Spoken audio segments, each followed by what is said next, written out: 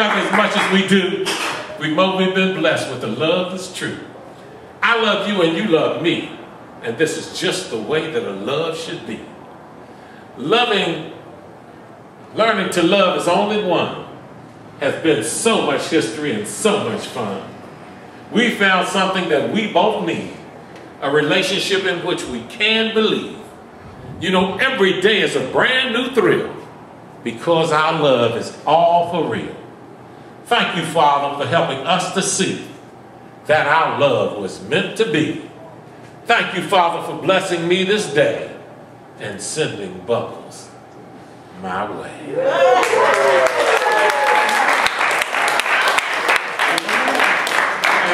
Dream maker. Affirmation. Look at your dreams like bubbles. As long as you blow hard, they will always come true.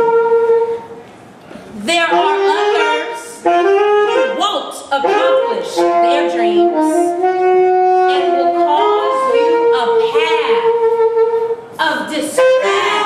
They live way back out in the woods. They lived so far back out in the woods that when they went hunting, they just got their gun and sat on the porch because everything they was hunting was bound to come by there after a while. And as the boy was growing up, in the distance there was a real high mountain. And he looked at that mountain and he always wanted to climb that mountain. And on his 12th birthday, his dad asked him, he said, son, he said, what would you like to do for your birthday? And he said, Dad, you know, I'd like to climb that mountain.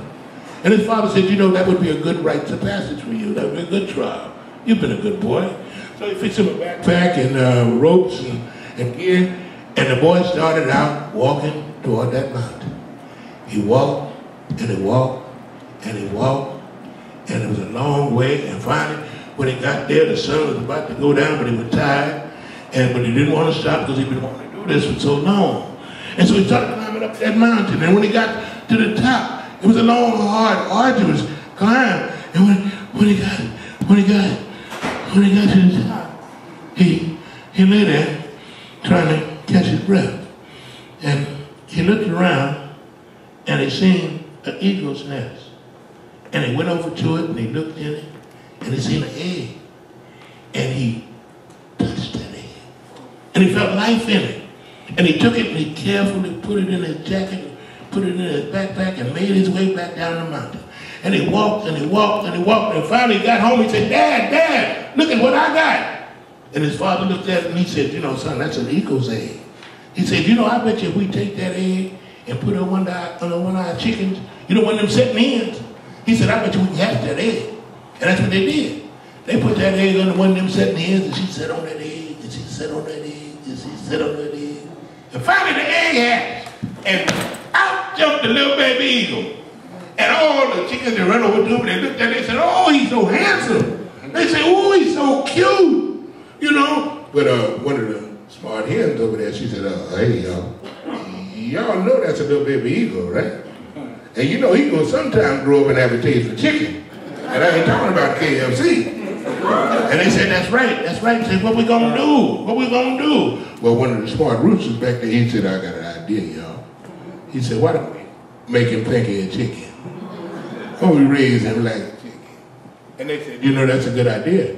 Because if he don't know that he's an eagle, then he won't be no threat to us. And they did. They gave him some chicken clothes. You know, he dressed in all them Gucci by Poochie chicken clothes and everything. You know, they had to drink water like a chicken. You know, he talked like a chicken. He was walking around the barnyard talking about, I'm a chicken, oh yeah. And all the chickens would laugh at him just like some of you doing. They were laughing at him because they knew he wasn't a chicken. But one day he was going around doing his old chicken thing, and an old eagle was flying over the barnyard. And the old eagle was flying and looked and said, I don't believe my eyes. See, that looked just like a little baby eagle down there. So the old eagle circled around and lit on top of the barn, and he said, hey, baby, what you doing down there acting like you a chicken? And then she kept on, I don't know who he talking to, talking about that old chicken stuff and everything. He said, come on, what you doing? Finally, he said, what do you want? Why you keep hollering at me in that old funny language? He said, baby, what you doing down there acting like you a chicken? He said, you spread those magnificent brown wings of yours and fly on up here with me, and I'll tell you about your history. And the baby eagle said, you know, you sure is a dumb old bird.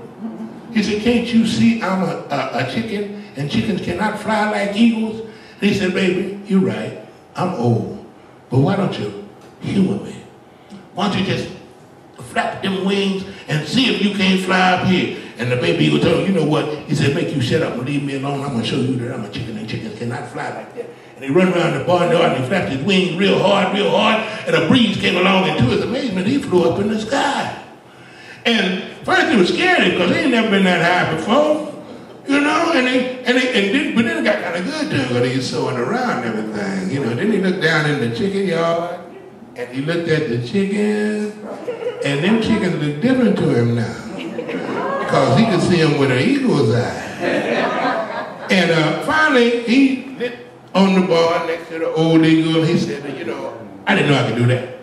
Because I had no idea I could fly. And the old eagle told him, he said, you know what? He said, I knew your mama. He said, your mama was a beautiful eagle. She could fly straight into the sun for miles and never die. I knew your daddy. Your daddy used to go around rescuing little dumb baby eagles from a chicken yard and thought they were chickens. Well, you come on, fly with me, and I'll tell you about your family tree. And they took off, and they flew. And they flew over the mountains of lost history. And they flew over the valley of self-doubt. And as they flew, the old eagle taught the baby eagle a song. And the baby eagle, he learned that song, and he sang that song. And when he grew up and had little eagles, oh, he taught them that song. And pretty soon, everywhere you went, the eagles were singing that song. They were singing it, and one day, all the eagles were flying, singing. They came across two black men. A man named James Weldon Johnson and his brother Rosemont Johnson. And they listened to that song. And they went home, and they wrote down words to it. And they gave it to a group of black children. They was colored children then. And the children learned that song, and they passed it on. And those of you from the South and some of us from the North have heard that song. And we listen to that song, and we've adopted that song because you've heard it. Lift every voice and sing till earth and heaven ring, ring with a harmony of liberty. Let our rejoicings rise high as the listening skies. Let it resound loud as the rolling sea. Now when you hear that song, I want you to think of some things. That song became known as the Negro National Anthem. Today we know it as the Black National Anthem. Tomorrow it'll be the African American National Anthem. But I don't necessarily just want you to remember that. And I don't want you to just necessarily remember that the two men, James Weldon Johnson and his brother Rosemont Johnson, were the first ambassadors to this country, to the country of Nicaragua, and that they wrote many operas and plays. What I really want you to remember, is remember our children, because they are simply baby eagles just waiting to spread their wings and fly.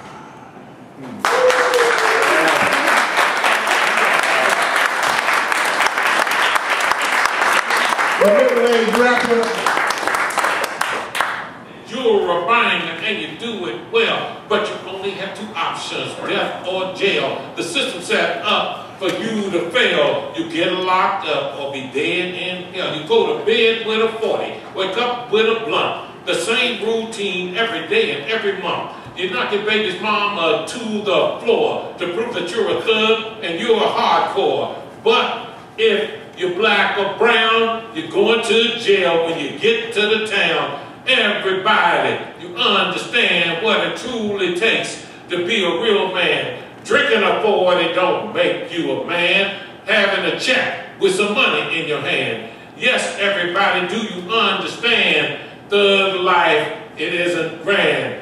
Thug life, I said it isn't grand. Drinking a 40 don't make you a man. Working a 40, putting a check in your hand. Everybody, do you understand? what it is when you're not a real man. Going to jail, can't get bail because your mama don't have no money for the bail, so you got to stay in jail. So never see your kids, never see your wife. And that's how it is when you live the thug life. That's how it is when you live the thug life. Say you don't see your baby, you don't see your wife. And that's how it is when you live the thug life.